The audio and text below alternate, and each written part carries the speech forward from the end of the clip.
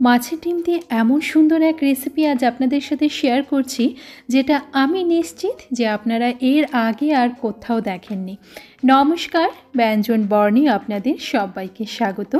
রেসিপিটির ফল এতটাই মারাত্মক হয়েছিল যে আপনাদের সাথে শেয়ার না করে আর পারলাম না। দুর্দান্ত স্বাদের এই রেসিপিটি কিভাবে বানাবেন চলুন দেখে নিই। এখানে রুই মাছের ডিম নিয়েছি। ডিম খুব ভালো করে ধুয়ে কিন্তু পরিষ্কার করে নিয়েছি। এর মধ্যে হাফ চা চামচ নুন আর হাফ চা চামচ হলুদ গুঁড়ো দিয়ে ভালো করে মাখিয়ে নিচ্ছি। খুব ভালো করে মাখাতে হবে যাতে ডিমগুলো একদম ছেড়ে যায়।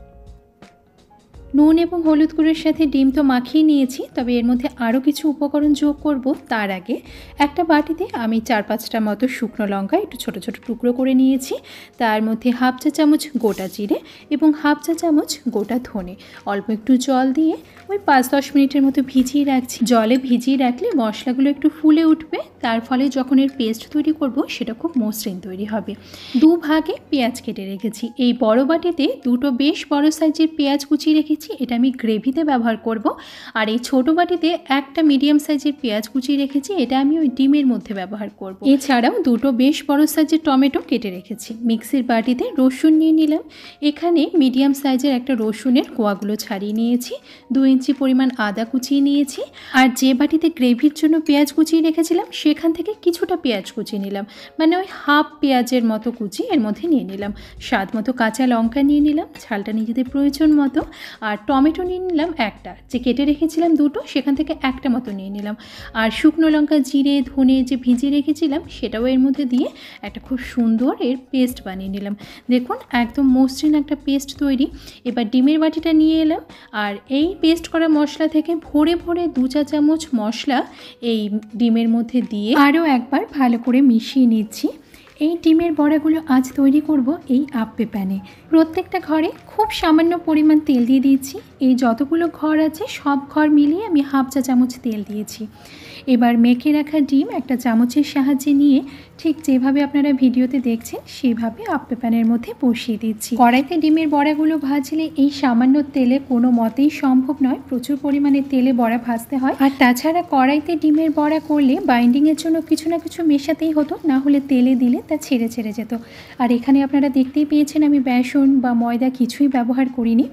3 মিনিটের জন্য লো ফ্লেমে ঢেকে দিয়েছিলাম আর 3 মিনিট পর ঢাকা খুলে আবারও হাফ চা চামচ তেল নিয়ে প্রত্যেকটা ঘরে একটু একটু করে দিয়ে ডিমের বড়াগুলো এবার উল্টে দিচ্ছি। দেখুন কি সুন্দর রং ধরেছে। এই আপ্পে প্যানে 7টা ঘর রয়েছে, প্রত্যেকটা ব্যাচে 7টা করে বড়া হচ্ছে। আর 7টা করে বড়া 1 চা চামচ তেলে, এটা জাস্ট কল্পনাও করা যায় না। আর তাছাড়া এইভাবে প্রত্যেকটা ডিমের বড়া সাইজ এবং আকার একই রকম হচ্ছে, ফলে সেটা দেখতেও খুব সুন্দর লাগবে।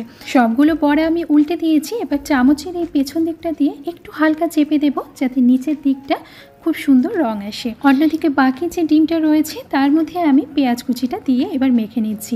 প্রথম ব্যাচে আমি পেঁয়াজ কুচি দিইনি, আমি দুভাবেই আপনাদের বানিয়ে দেখাচ্ছি। এদিকে 3 মিনিট হয়ে যাওয়ার পর বড়াগুলো তুলে নিচ্ছি, কারণ এই নিচের দিকটা তো সুন্দর রং চলে এসেছে। দেখুন এত সুন্দর একদম ছোট ছোট বলের মতো লাগছে দেখতে। এটা যেমন দেখতে সুন্দর তেমন খেতেও দুর্দান্ত, আর অবশ্যই কম তেল ব্যবহার করার জন্য হেলদি তো বটেই। এই ব্যাচে আমি পেঁয়াজ কুচি ব্যবহার করিনি। এরপরে নেক্সট ব্যাচে আমি পেঁয়াজ কুচি দিয়ে মিশিয়ে রেখেছি ডিমটা, সেটা ভাজবো। তো আবারও সেই হাফ চা চামচ তেল নিয়েছি এবং প্রত্যেকটা ঘরের মধ্যে অল্প অল্প করে দিয়ে একই রকম প্রথম ব্যাচ যেভাবে করেছি ঠিক সেইভাবেই প্রত্যেকটা ঘরের মধ্যে ডিমগুলো দিয়ে লো ফ্লেমে 3 মিনিটের জন্য ঢেকে দেবো। 3 মিনিট পর ঢাকা খুলে আবার হাফ চা চামচ তেল নিয়ে প্রত্যেকটা ঘরে অল্প অল্প করে দিয়ে বড়াগুলো উল্টে দিচ্ছি। এবার আর ঢাকা দেবো না, লো ফ্লেমে আরও 3 মিনিট এইভাবেই রাখবো।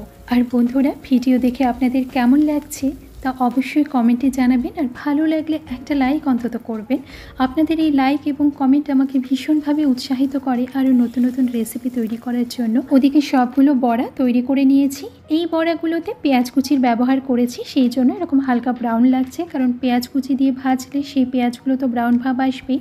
আর এর মধ্যে পেঁয়াজ কুচি নেই, তার জন্য এরকম সুন্দর সোনালি রং ধরেছে।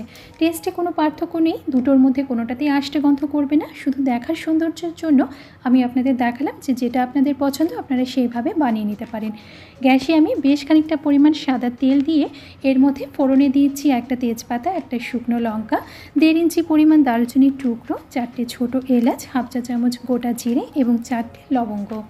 ফোড়নটা তেলের মধ্যে কিছুক্ষণ ওই 10 থেকে 12 সেকেন্ড লো ফ্লেমে একটু ভেজে নেব। ফোড়ন থেকে যখন সুগন্ধ ছাড়বে তখন পেঁয়াজ কুচি দিয়ে দিয়েছি। এখানে যে পেঁয়াজটা আমি গ্রেভির জন্য কেটে রেখেছিলাম সেটা দিয়ে দিলাম, আর বড়ার জন্য যে পেঁয়াজ কুচি কেটে রেখেছিলাম সেটা তো বড়া ভাজার সময় ব্যবহার করে নিয়েছি। পেঁয়াজ ভাজতে ভাজতে দেখুন পেঁয়াজের গায়ে একটা ব্রাউন কালার চলে এসেছে। সেই সময় প্রথমেই যে মশলার পেস্টটা তৈরি করেছিলাম সেটা দিয়ে দিচ্ছি। এবার পেঁয়াজ কুচির সাথে এই মশলা বেশ কিছুক্ষণ ভালোভাবে নেড়েচেড়ে নিয়ে ভেজে নিচ্ছি। গ্যাসের ফ্লেম মিডিয়াম রেখে 3-4 মিনিট মতো পেঁয়াজের সাথে মশলাটা ভেজেছি। এবার স্বাদ মতো নুন দিয়ে দিলাম, তার সাথে হাফ চা চামচের একটু বেশি হলুদ গুঁড়ো, হাফ চা চামচ কাশ্মীরি লঙ্কার গুঁড়ো, রান্নার টেস্টকে ব্যালেন্স করার জন্য হাফ চা চামচ মতো চিনি দিয়েছি, আর মিক্সির বাটিটা ধুয়ে অল্প একটু জল দিয়ে দিলাম যাতে মশলাটা ড্রাই না হয়ে যায়। ভালো করে মিশিয়ে নিলাম, আর কেটে রাখা টমেটোটাও দিয়ে দিলাম। এটা একটা টমেটো, আর একটা টমেটো তো পেস্ট তৈরি করে নিয়েছি। একটু নাড়াচাড়া করে লো ফ্লেমে 7 থেকে 8 মিনিটের জন্য ঢেকে রেখেছিলাম। আর 7-8 মিনিট পর দেখুন মশলাটা কি সুন্দর কষানো হয়েছে, একদম তেল ছেড়ে দিয়েছে, আর তার সাথে দারুণ রঙও এসেছে। মশলা কষানোর কাজ তো কমপ্লিট। এবার ঝোলের জন্য গরম জল ব্যবহার করব। খুব বেশি পরিমাণ জল দেব না, কারণ পাতলা ঝোল তৈরি হবে না এটা। পুরোটা জল একবারে না দিয়ে আমি অল্প জল প্রথমে দিয়েছি। ধরুন আমি 1.5 কাপ পরিমাণ জল গরম করেছি, তো প্রথমে অর্ধেকটা জল দিয়ে মশলার সাথে মিশিয়ে নিয়েছি। তারপর বাকি জলটা দিয়ে ভালো করে একবার মিশিয়ে নিয়ে লো ফ্লেমে 2-3 মিনিটের জন্য ঢেকে রাখবো। এতে মশলার সাথে জলটা ভালোভাবে মিশে গিয়ে গ্রেভিটা খুব সুন্দর তৈরি হবে। 3 মিনিট পর ফিরে এলাম, আর গ্রেভিও ফুটে উঠেছে। এবার ভেজে রাখা বড়াগুলো একটা একটা করে এই গ্রেভির মধ্যে দিয়ে দিচ্ছি। দেখুন বড়াগুলো গ্রেভিতে সম্পূর্ণ ডুবে যাচ্ছে না, বড়ার মাথাগুলো কিন্তু গ্রেভির উপরেই রয়েছে। তাহলে আপনারা বুঝতেই পারছেন যে জলের পরিমাণটা ঠিক কীরকম রাখতে হবে। গ্রেভিতে যা যা রয়েছে তার খানিকটা বড়ার মধ্যেও অ্যাবজর্ব হওয়া দরকার, সেই জন্য লো ফ্লেমে 2-3 মিনিট মতো ঢেকে রেখেছিলাম। আর 3 মিনিট পর ঢাকা খুলে সামান্য গরম মশলার গুঁড়ো ছড়িয়ে দিয়ে একটু নাড়াচাড়া করে গ্যাসের ফ্লেম বন্ধ করে দেব। আর ঢাকা দিয়ে কিছুক্ষণ স্ট্যান্ডিং টাইমে রাখার পর ভাত অথবা রুটি, যেটা আপনাদের পছন্দ, তার সাথেই পরিবেশন করুন।